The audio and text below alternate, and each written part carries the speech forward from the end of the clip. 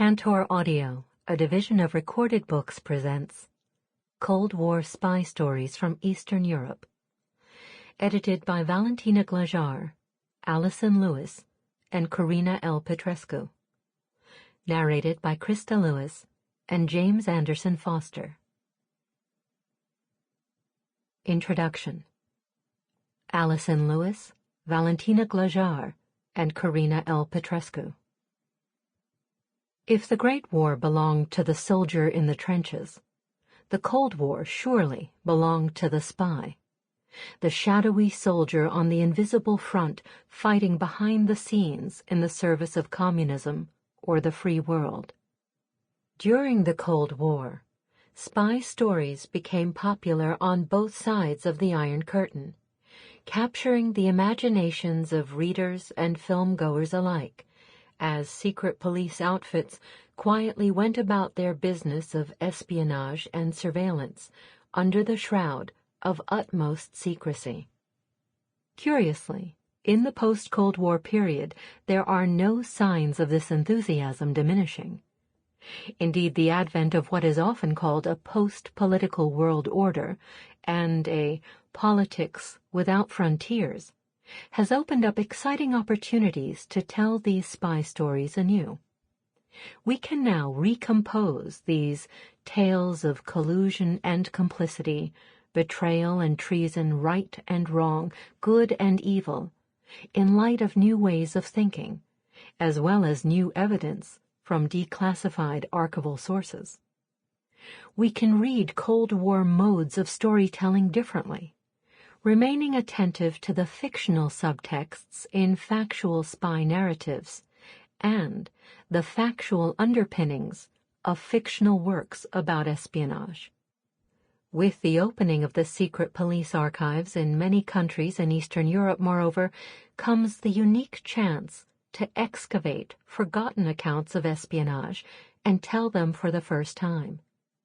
Spy stories, told through the prism of the secret police, conveyed as file stories, about the top-secret lives of intelligence officers, their agents or informers, as well as their targets, represent one distinct mode of Cold War spy story, a mode based on factual or forensic truth, but undergirded by ideological fantasies and paranoid fictions.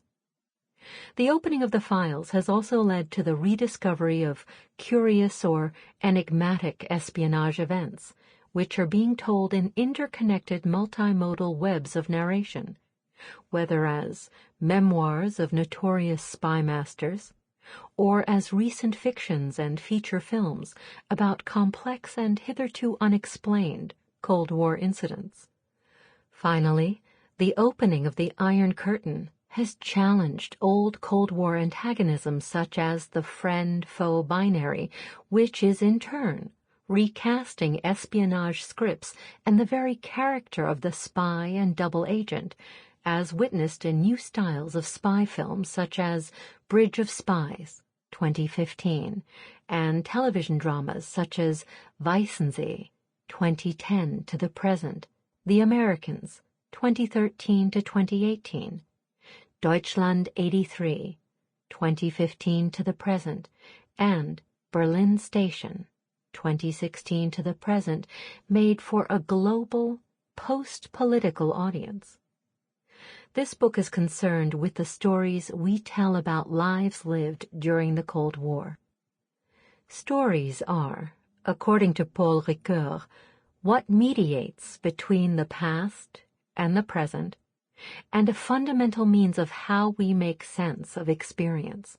The act of narrating is how we assimilate a life to a history. Put simply, without stories, lives would remain untold and hidden in dusty archives. While Ricoeur speaks here about the world of fiction as that which helps to make life, in the biological sense of the word, human, his analysis of the relation between stories and lives can be extended to all forms of storytelling, from the stories of history and personal memory to the stories in secret police files. Individuals seem entangled in stories that happen to them, according to Ricoeur, even historical individuals, and through their telling of stories, we can understand them. Narration, narratives, and plots are fundamental ways of making sense of the world.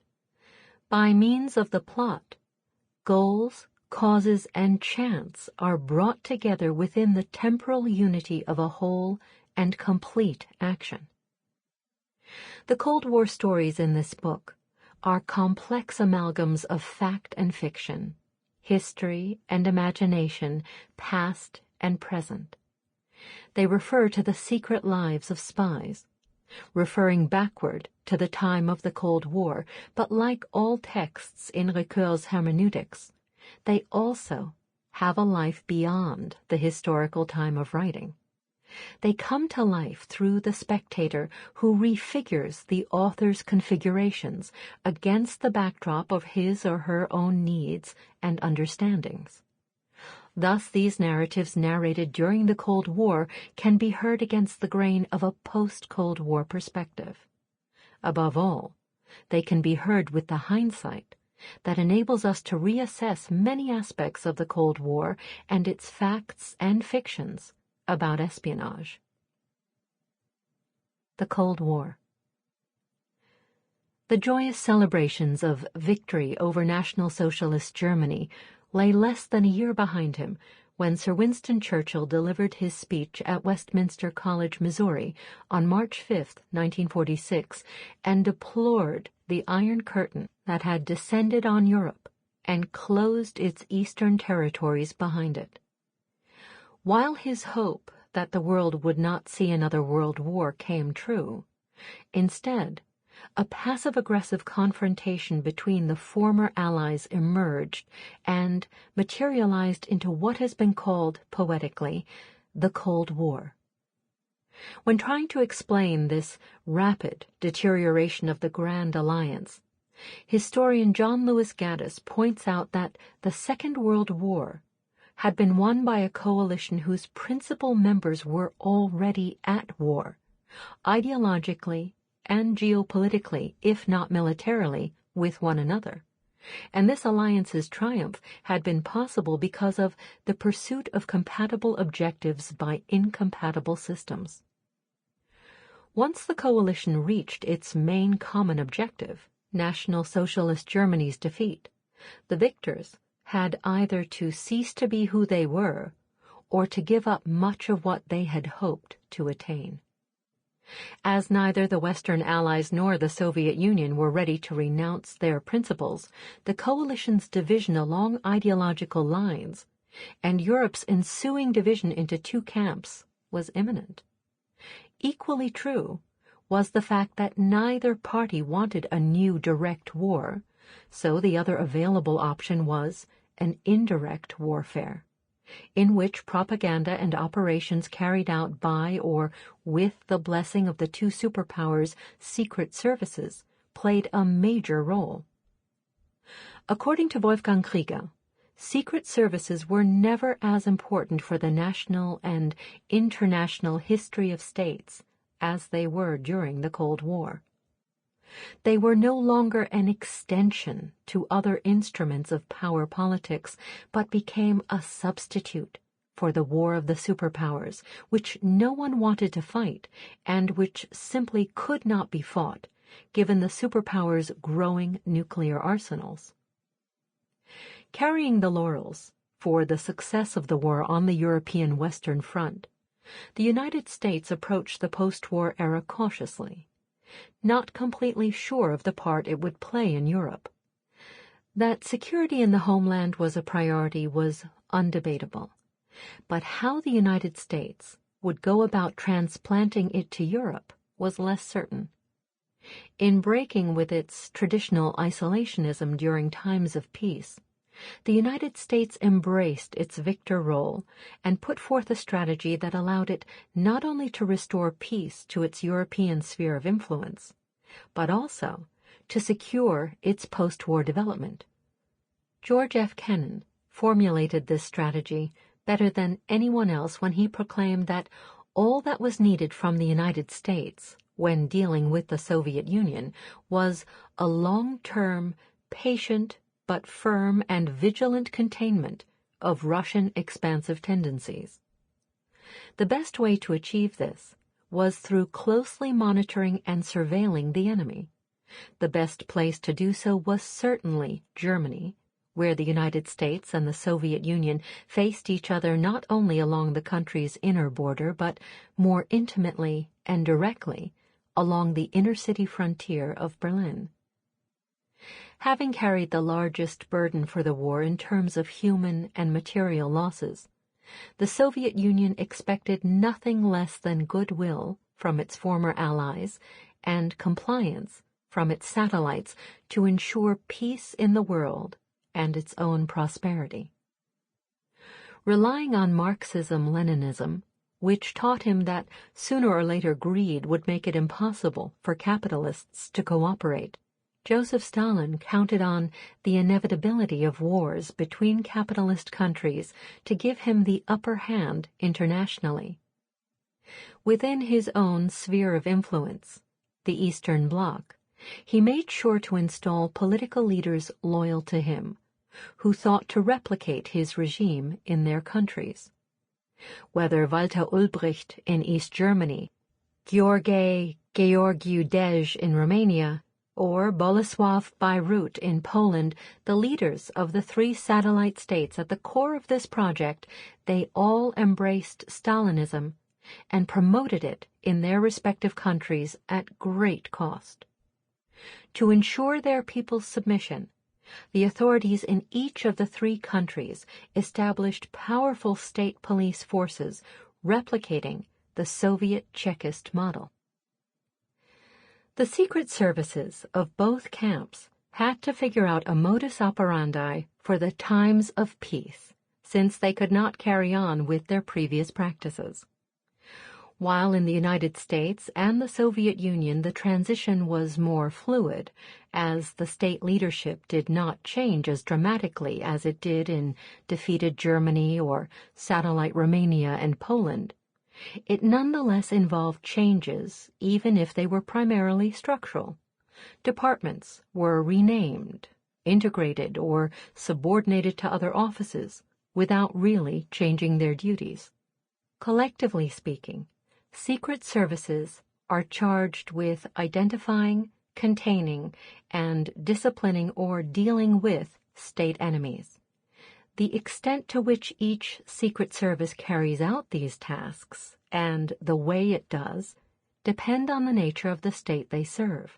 During the Cold War, both the U.S. and the Soviet secret services also had to train the secret forces of their respective allies/satellites.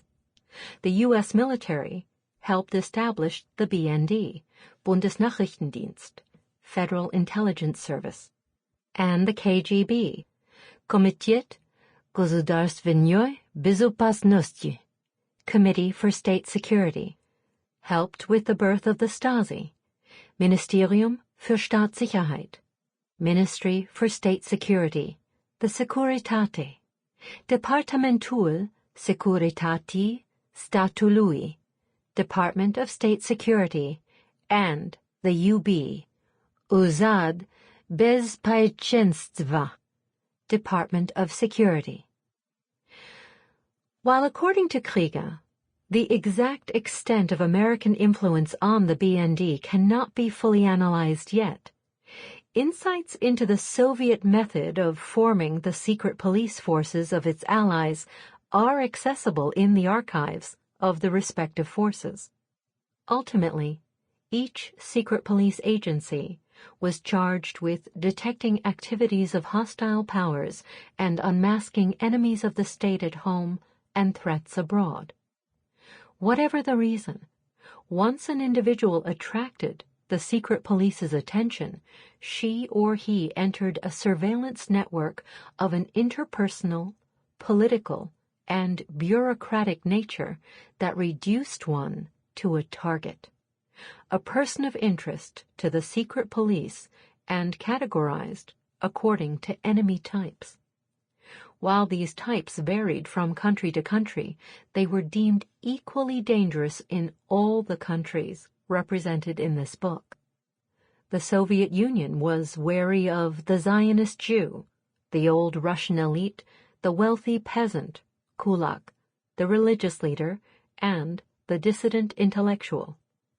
In East Germany, the enemy bore the face of the West German spy and saboteur, the land-owning aristocrat, Junker, the cosmopolitan youngster with a preference for American culture, the deserter from the Republic, Republikflüchtling, and the critical or reform socialist writer or intellectual.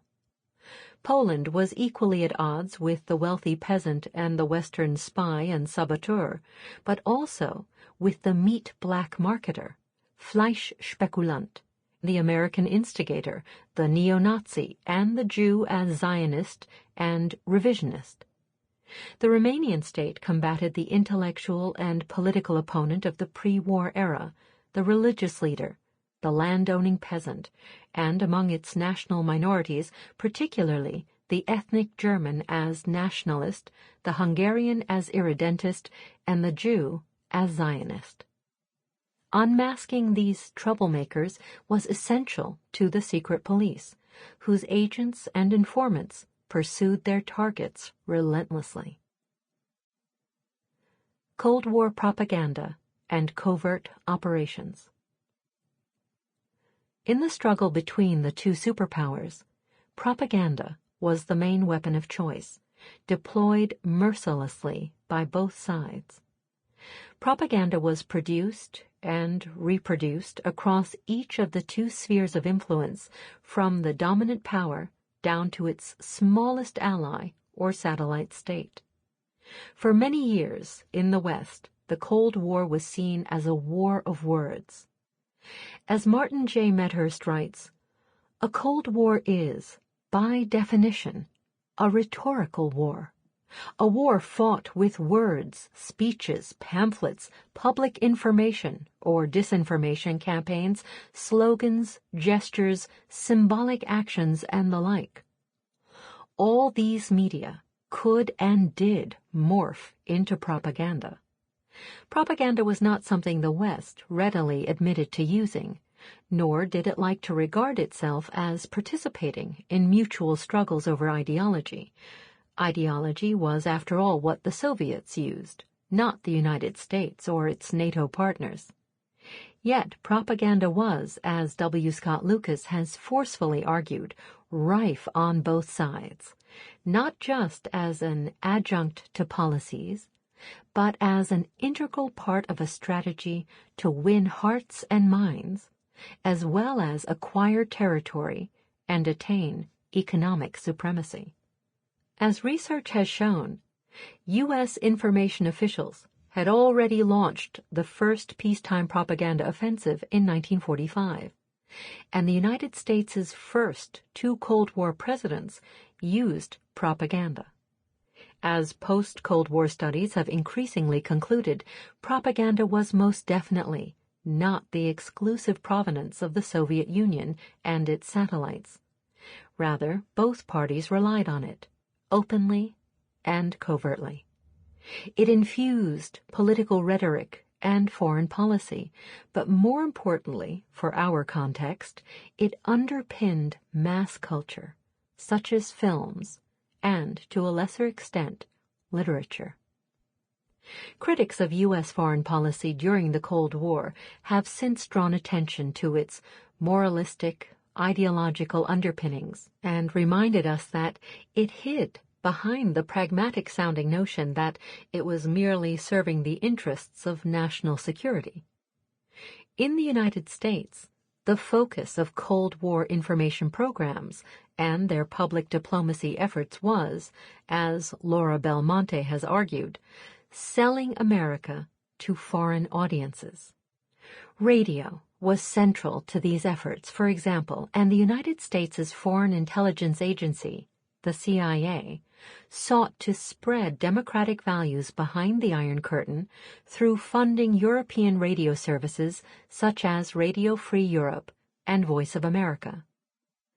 The key to selling the West abroad was to explain its values and notions of freedom to the world. This was not only the task of espionage agencies such as the CIA, but also of NATO.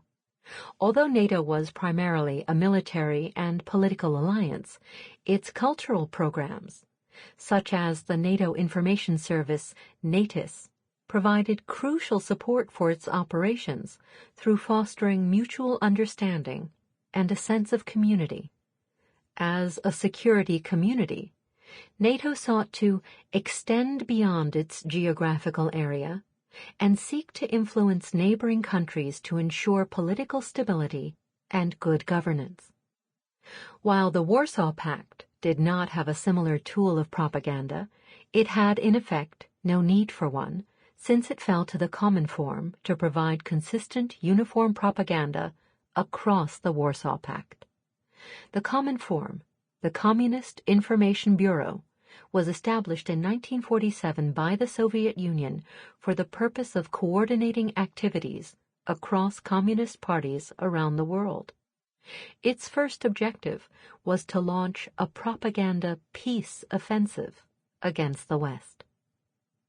From 1960 on, NATO responded to attacks from the Soviet Union by openly declaring it would engage in psychological warfare, even in peacetime. Communist propaganda depicted the West as imperialistic and a plausible, real threat to national security, particularly in those satellite states close to the Cold War fault lines. According to NATO, this propaganda portrayed West Germany as a warmonger, a hotbed of Nazism, revanchism, and anti-Semitism. To the Soviet Union, NATO was a colonial and economic imperial organization that happily exploited West Germany's weakness as a divided country. In the United States and the West, anti-communist propaganda worked in a similar fashion and portrayed the West and its values as under threat from the Red Peril. These threats varied in type and scale, from communists at home in the labor movement to the specter of a communist nuclear attack during the Cuban Missile Crisis, and later from Reagan's so-called evil empire in the 80s. The West's response to the Red Scare ranged accordingly over the course of the Cold War from McCarthyist inquisitions and religious crusades against communists to the purging of the teaching profession. On the other side of the Iron Curtain, the Soviet Union and its satellite regimes railed unrelentingly against the evils of Western imperialism and capitalism, invoking all the while the menace of a rebirth of Nazism and fascism. These putative evils posed a similarly wide range of threats to security from the various specters of invasion and war, which, during the Berlin blockade and the building of the Berlin Wall, was a genuine possibility, to the threat of a NATO nuclear strike in 1983. Although there was a remarkable degree of symmetry in these perceived threats, one area of propaganda warfare was asymmetrical: the one-way population movements from east to west. The West scored painful political victories over the Soviet Union in the continuous exodus of its populations from Eastern Europe, including ethnic Germans from Romania, Jews from Romania and the Soviet Union, and refugee dissidents and intellectuals from the counter-revolutionary flashpoints of Hungary in 1956, Czechoslovakia in 1968, and Poland in 1956, 1968, and 1981. Despite prevailing restrictions on migration provided by the Iron Curtain, the persistence of sizable numbers of political and economic migrants from east to west came at a considerable economic cost to the Eastern Bloc, which lost valuable labor power and human resources. In the case of dissident intellectuals and political refugees, there were damaging symbolic losses as well. East Germany suffered in particular from successive waves of emigration to the West, mostly before the closing of the borders and the erection of the Berlin Wall, when 3.5 million, or 1 in 6 East Germans left or absconded from the German Democratic Republic, GDR. After the closing of the borders in 1961, the flow of refugees to the west continued, albeit radically reduced. Some fled in spectacular and often doomed escapes via hot air balloons, tunnels, hidden compartments in cars, and even airplane hijackings. There were in total 136 deaths at the Berlin Wall. 98 of the victims were shot dead. Other Eastern Bloc citizens left involuntarily and were forcibly sent into exile by their respective regimes, stripped of their citizenship, like Wolf Biermann in the GDR in 1976 and prominent Soviet dissident Petro Grigorenko in late 1977, or banished, as Andrei Sakharov, who was sent to Gorky in 1980 while under KGB surveillance. Dissidents and victims of the Gulag system who were allowed to travel to the West, such as Alexander Solzhenitsyn, Lev Kopelev, and Yefim Etkin, subsequently found themselves forced into exile, falling victim to standoffs between the superpowers that no diplomatic negotiations could ameliorate at the start of the Second Cold War in the early 80s. Cold War propaganda relied on the aforementioned national enemy types, which were upheld in strict binaries of enemy and friend that allowed for few shades of gray. Propaganda was an important way of making sense of the Cold War, and it suffused everyday life and culture, implicating everyone from those close to the center of power to those at the periphery. For the intelligence agencies at the epicenter of the Cold War, propaganda was, of course, part and parcel of a wide-ranging arsenal of instruments at the disposal of both democratic and totalitarian regimes. Intelligence agencies had recourse to far greater types of propaganda, including gray propaganda of questionable origin and accuracy, and even black propaganda, which is false information from a hostile source parading as though it were from a friendly source. In addition to this gambit, intelligence availed itself of clandestine actions, or covert operations, which were an indispensable instrument in foreign policy and foreign intelligence agencies during the Cold War. In the early years, covert operations became important instruments on both sides of containment, justified by the rapidly deteriorating relations between the West and the Soviet bloc and the ideological, cold nature of the Cold War. In fact, the 50s in particular were for the CIA a golden age for covert operations. In domestic intelligence, covert operations were also widespread during the Cold War, particularly in the Eastern Bloc. While secret operations on foreign soil generally enjoy a greater degree of acceptance when used against a country's own citizens, there is far less tolerance for the secret tracking or surveillance of internal enemies. Yet both sides engaged in covert action against their own citizens and justified doing so by invoking counterintelligence or security arguments, namely that the domestic population was in danger from internal enemies or threats. On both sides of the Cold War, nation-states conducted covert operations against suspected communists in the West and anti-communists in the East. Secrecy was regarded as necessary for the success of a covert operation, even though there were risks, for example, that dysfunctional operations might not be detected in time, whether in democratic or authoritarian systems. There are, by the same token, obvious political advantages to secrecy. It enhances the power of the party using it, and where power sharing is called for, secrecy circumvents it. propaganda. Sample complete. Ready to continue?